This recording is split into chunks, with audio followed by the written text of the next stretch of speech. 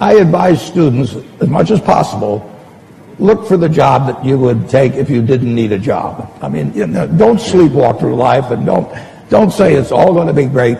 I'll do this and I'll do that, and I'm just marking time to get to be older. You really want to be doing what you love doing, and you can't necessarily find it on your first job. Right. But don't give up before you find it.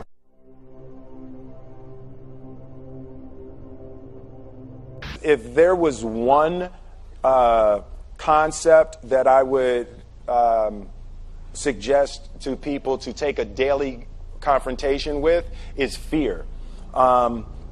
The problem with fear is that it lies, right? So fear tells you, hey, if you say that to that girl, she's going to know she has you. And she'll never really be attracted to you if she knows how much you attracted to her. Don't say that. No, how we get her is when she walks by, ignore her. Right, it's a smooth. It's like pop it on your shoulder. Fear tells you dumb like that, right? So for me, the daily confrontation with fear has become a real practice for me since about three years ago. I went skydiving in Dubai, right? And skydiving is a really interesting confront with fear, right? So I gotta stand up. I'm sorry, I gotta stand up. All right. So all your friends, what happens? You go out. I dropped my thing. So what happens is you go out the night before, and you take a drink with your friends, and somebody says, "Yeah, we should go skydiving tomorrow." And you go, "Yeah, we'll go skydiving tomorrow." Yeah. And you go, "Yeah," and everybody goes, "Yeah," right? And you go home by yourself. You're like, right? You're like, well, yeah, I mean, they was drunk too, right? So maybe they not. Maybe. I mean, we don't have to go. We don't have to do it. So then that night you're laying in your bed and you just keep, and you're terrified. You keep imagining over and over again jumping out of an airplane, and you can't figure out why you would do that, right? And you're laying there and you have the worst night's sleep of your life, but you still have the hope that your friends were drunk, right? So you wake up the next day and you go, down, and you say where you were going to meet, and everybody's there. You're like, all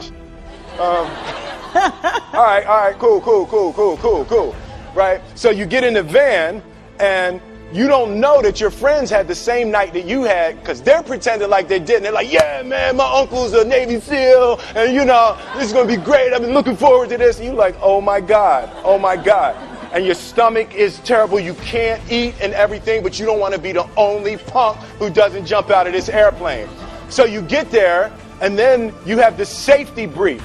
And you're standing there, and the guys will tell you, well, if the chute doesn't open, what's going to happen is what could happen? That the chute wouldn't open, right? So you do a thing, and what you do is your first jump, you're attached to a guy who is going, he's going to walk you out. So you go, and you get there, and there's an airplane, and nobody's stopping. Everybody's still going. So you get onto the airplane, and you're sitting there, and it's extra because you're sitting on some dude's lap, some stranger. You're sitting on his lap, and it's like, you trying to make small talk. Yeah, man. So you be jumping with people all the time, huh? Right? So, and then you just want to make sure, you got kids, right? You got people you need to see, right? You just want to make sure he's serious, right? So you get in there, so everything's normal. So you fly, and you go up to 14,000 feet, and you notice there's a light. It's red, and it's yellow and green, right? So right now the light's red. So then you start thinking at some point the light's going to go green, but you don't know what's going to happen, right? And you wait, and it goes yellow, and the light goes green, and somebody opens the door, and in that moment you realize you've never been in a freaking airplane with the door open. Right? Terror. Oh, sorry, I'm spitting. Oh, sorry. No, terror. Right? So you go, and then, if you were smart, you sat in the back so you don't go first, right? And then people start going out of the airplane. And you go, and the guy walks you up to the end of the thing, and you're standing and your toes are on the edge and you're looking out down to death. And they say, on 3. And they say, 1, 2. And he pushes you on 2 because people grab on 3. Right? Right? And you go, and you fall out of the airplane. And in 1 second, you realize that it's the most blissful experience of your life. You're flying, right? It doesn't feel like falling, right? It's like you actually are kind of held a little bit by the wind, and then you start falling, and there's zero fear. You realize that the point of maximum danger is the point of minimum fear. It's bliss. It's bliss. And you're flying. Right? And you're doing that. And then 20 seconds, 25 seconds, 40 seconds. And you have enough time to just kind of be like, oh, that's that building. I like that one. Oh, you can see the ocean. Right? You start doing all of that. And the lesson for me was, why were you scared in your bed the night before? What do you need that fear for? Just don't go. Why are you scared in your bed 16 hours before you jump? Why are you scared in the car? Why could you not enjoy breakfast? What did you need that? The fear is fear of what? You're nowhere even near the airplane. Everything up to the stepping out, there's actually no reason to be scared. It only just ruins your day.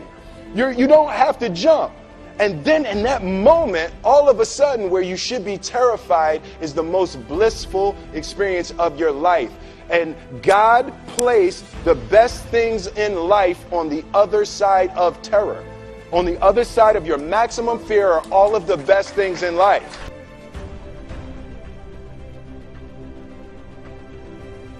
What if I told you this was the last Monday morning of your life? What if I told you you died this week? Would you complain about your crap job or that test you don't want to take? I doubt it. You would go much higher level thinking. Well, that's really what it takes. It takes understanding that if you're not pumped right now, if you're begrudging what you're about to do, if you're not looking forward to it, look, I respect practicality. You got to go through school because your parents want to. You got to pay your rent. You got student loans. I get it. But please recognize the world we're living in. We're living in a world where there's so much more opportunity. This internet thing created way more opportunity for all of us. Way more. I mean, look, you might not even be alive and you're complaining. You could have ended up being a bus, a tree. I just don't get the mentality of being head down sad on a Monday morning. I'm going to make Monday morning my I'm going to make you Saturday Monday morning. That's what I want to do every morning, and that's what I want from you. Please take a step back and think about how awesome it actually is. And then recognize that you can attack the world in a totally different way because you were lucky enough to be born during this era.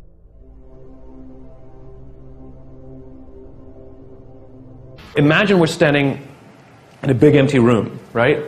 And we're standing in one corner, and I give you a simple instruction. I want you to go to that corner in a straight line, right? Off you go. No big deal, right? Without telling you, I slip a chair in front of you. What do? You go around the chair. Now, you just disobeyed what I told you to do. I told you to go to that corner straight line. But this is the amazing things about human beings, which is when we're given a clear destination, we use our own creativity and our own sense of innovation and our own problem-solving abilities to overcome obstacles to get to the destination. In other words, the destination is more important than the route, right? We're flexible about the route. We're obsessed with the destination. Reset. We're standing in the corner together, and I give you a simple instruction. Go somewhere in this room in a straight line. And you say to me, well, where do you want me to go? I'm like, I don't know. You're smart. Figure it out. Go in a straight line. And so you pick a point, and you start walking. And without telling you, I put a chair in front of you. And what do? You come to a grinding halt. I say, what did you stop for? You go, well, you put a chair in front of me. Or you'll make a sudden turn and go in another direction, right? And this is the problem. It's the same obstacle. The difference is when you have a clear destination, the obstacles become easy to overcome. When you don't have a clear destination, you keep coming to a grinding halt. And what we do in our companies is we're counting the steps we're taking along the route, but we're never looking at the destination, right? So a company says, Made $1 million this year. We were only planning on making 800,000. Like we took 10 steps. We're only planning on taking 8. Where are you going? No clue, right? We count the steps. And so the point is that people want to feel that the effort that they're exerting actually are moving somewhere. And so successful measurement, successful recognition is not just for the steps you take. It's not just for the effort. It's that the effort you exerted moved us closer to where we're trying to get to. And that get to should be some crazy ideal. My ideal is to live in a world in which the vast majority of people wake up every single morning, inspired to go to work and fulfilled by the work that they do. And the couple of measurements that I use are if the book is selling, and by the way, people ask me, how many have you sold? I have no clue. I've never asked the publisher because I don't care. I really don't care how many I've sold. What I care about is the Amazon rankings and that those are going steady or up and not plummeting, because that means other people, right? Because I don't have a publicist, I don't have a marketing strategy on purpose. I didn't hire one of those companies to sell the book for me. And the reason is because I'm not interested in book sales. I'm interested in the spreading of an idea. And so I just use that as a metric to help me understand, am I sort of marching in the, because the more I preach, is it resonating? And so you have a couple of these imperfect measurements that help you understand, are you going along the way? So it's not just great effort, look what you achieved, because that's what we're doing now. Right? Our goal is to increase top-line revenues by $50 million. For what reason? Right? Which is, we have to know the destination, and then we say, amazing. You took us that much closer. And if we go to the right, it's because we were overcoming an obstacle. If we hadn't gone to the right, we would have been stuck forever. Thank you. It's not always straight lines. It's not always straight lines. But it's in one direction.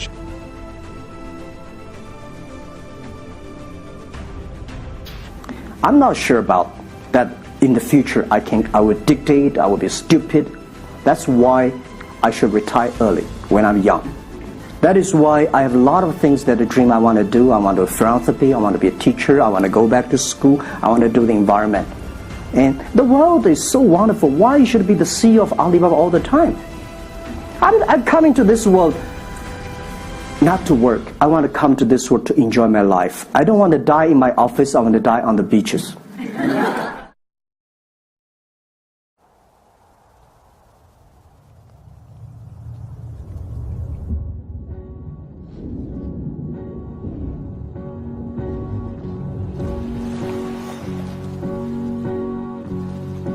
It's the last goodbye, I swear. I have no regrets, for the past is behind me. Tomorrow